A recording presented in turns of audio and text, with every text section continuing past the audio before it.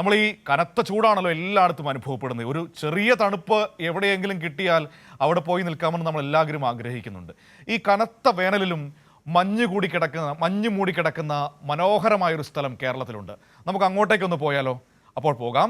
കടുത്ത വേനലിലും മഞ്ഞ് മൂടി കിടക്കുന്ന സ്ഥലം കാണണമെങ്കിൽ മൂന്നാർ ഗ്യാപ്പ് റോഡിലേക്ക് പോകണം.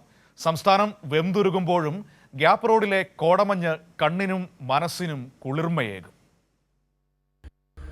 സംസ്ഥാനത്ത് ഉഷ്ണതരംഗവും വേനൽച്ചൂടും കടുക്കുമ്പോൾ തണുപ്പ് തേടി മൂന്നാറിലെത്തുന്ന സഞ്ചാരികൾക്ക് അത്ഭുത കാഴ്ചയാണ് ഗ്യാപ്പ് റോഡിൽ പെയ്തിറങ്ങുന്ന കോടമഞ്ഞ്.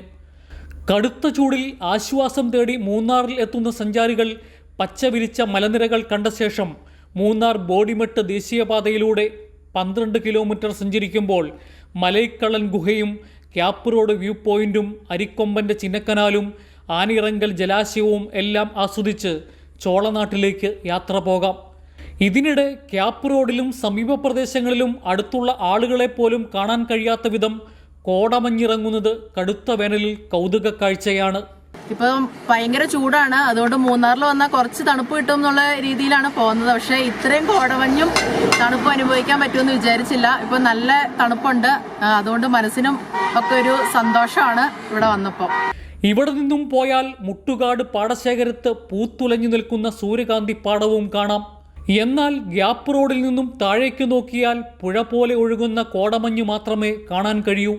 സഞ്ചാരികൾ എത്തിത്തുടങ്ങിയതോടെ സമീപത്തെ വഴിയോര കച്ചവടക്കാർക്കും ഇത് സുവർണകാലമാണ്.